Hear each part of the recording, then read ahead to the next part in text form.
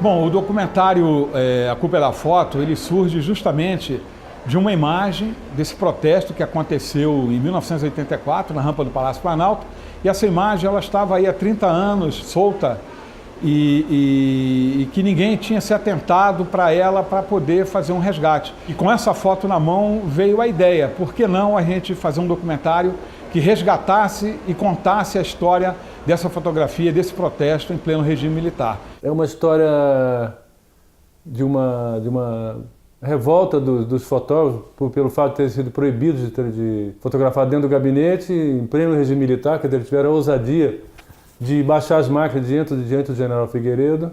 Eu fui convidado pelo Heraldo para fazer parte do projeto.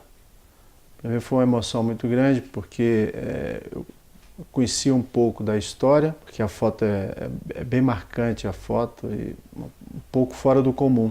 Com o tempo, quando a gente foi descobrindo os personagens, as histórias, os detalhes, aí eu me apaixonei completamente pelo projeto, pelo documentário. Eu já tinha o site para contar essas histórias dos colegas, né? E essa é uma das histórias que mais marcou, principalmente os fotógrafos de Brasília, numa época que era uma época de repressão, já era o regime militar já em decadência, final do governo Figueiredo, e as pessoas os fotógrafos tinham até um pouco de receio de fazer esse protesto, mas eles criaram coragem e foram lá e protestaram. E uma coisa que marcou, até hoje todo mundo comenta essa história aqui em Brasília, os repórteres fotográficos mais novos leem e ficam orgulhosos dos colegas antigos que ainda estão por aí, inclusive. Não existia nenhum arquivo de fotografia ampliada ou de negativo da fotografia que está sendo tratada, que é o motivo do documentário. Para a gente chegar no negativo, tivemos que fazer um certo malabarismo. A única fotografia que existia ela era capa de um catálogo do sindicato, que é a segunda mostra de fotojornalistas de Brasília. A gente levou esse catálogo para um scanner de alta qualidade, de alta resolução. Depois dessa reprodução, a gente conseguiu ter uma fotografia de altíssima qualidade digital. Foi feita a reprodução em negativo, em filmes rebobinado, preto e branco, dessa capa, só da capa. E aí, claro, a gente até brincou que esse negativo era o único negativo que já vinha acreditado a foto do lado. Foi gasto uma única folha de papel que é mostrada no vídeo, que quando ele revela, ele vai começando a se revelar, a gente depois faz um corte, quando a foto é virada, quando aparece no outro corte, já é a foto ampliada no C41. Então você tem um processo depois normal, e aí a gente conseguiu fazer um efeito lento, e que desse aquela sensação da revelação contínua como é vista no filme. Nós começamos um processo de poder primeiro identificar na foto quem era quem. Existiam algumas dúvidas, a gente conseguiu identificar, depois aqueles que ainda estavam vivos e que poderiam dar o depoimento para a gente. Inclusive pessoas já estavam fora de Brasília, como a Beth Cruz. Foram desafios que foram interessantes porque nos levou a superar e a localizar e a poder, no final, entrevistar todos os presentes. Eu até me arrependo um pouco, porque eu, em solidariedade aos fotógrafos que não fotografaram e baixaram a rampa, eu estava com a câmera e resolvi não fotografar. Mas também em homenagem ao J. França, que seria o único fotógrafo a fotografar esse protesto, e eu não fotografei. Quer dizer, é uma coisa que agora estou resgatando essa coisa dentro de mim de ter participado do outro lado sem aparecer muito, entendeu? O processo de produção do documentário, ele teve 3 grandes desafios, não vou dizer que sejam problemas, mas desafios que a gente enfrentou e superou. O primeiro deles foi a própria inscrição do documentário. Não tínhamos experiência quase nenhuma de fazer documentários em vídeo. Então nós tivemos que fazer uma proposta, roteiro, pré-roteiro, sinopse. Então esse já foi o primeiro desafio colocado. O segundo foi a própria produção. Todos nós somos fotógrafos e a gente estava dirigindo um documentário, um curta, e também nos cercamos de alguns apoios. 2 produtoras foram chamadas para nos apoiar em questões específicas, como áudio e como edição e finalização.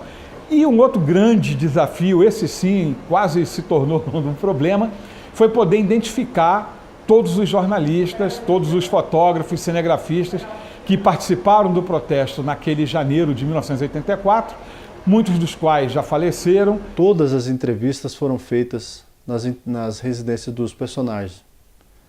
E felizmente a gente conseguiu ainda conversar com 6 personagens remanescentes da fotografia.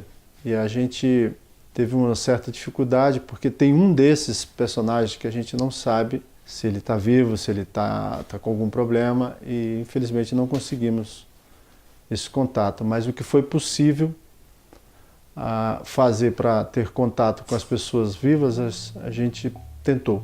Bom, eu convidei o Eduardo, meu irmão, ele topou para fazer a trilha sonora, a gente contou toda a história para ele, e é interessante que as músicas, as vinhetas que ele criou, a marchinha que ele criou, Segura a Rédea General, são todas baseadas um pouco em músicas que já existem como músicas, hinos oficiais do Brasil, sem repetir a música, mas são frases que remetem a essas músicas. O roteiro inicial, a ideia era fazer no estúdio, uma coisa mais básica, bem simples, mas todos os personagens mais uniformes. Com o tempo isso foi desconstruído porque a gente percebeu que seria um pouco difícil de pegar algum personagem, de trazê-lo para algum estúdio, até mesmo porque a gente não sabia como é que estavam questões de saúde, de disponibilidade.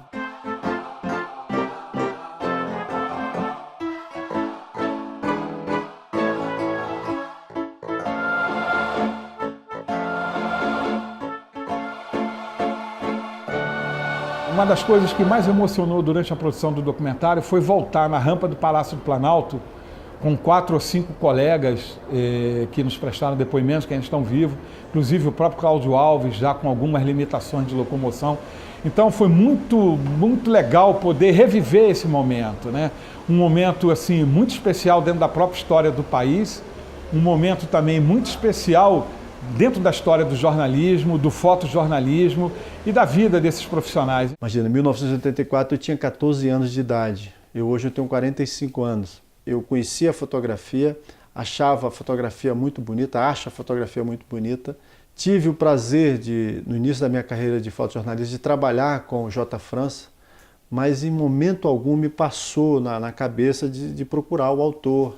A gente fica mais atento com os colegas que estão do lado, porque às vezes tem uma boa história, uma boa lembrança que a gente poderia reviver ainda de uma forma mais contato e não numa lembrança que a gente tem do J. França hoje e a felicidade dele ter sido o autor da fotografia. 1, 2, 1, 2, 1, 2.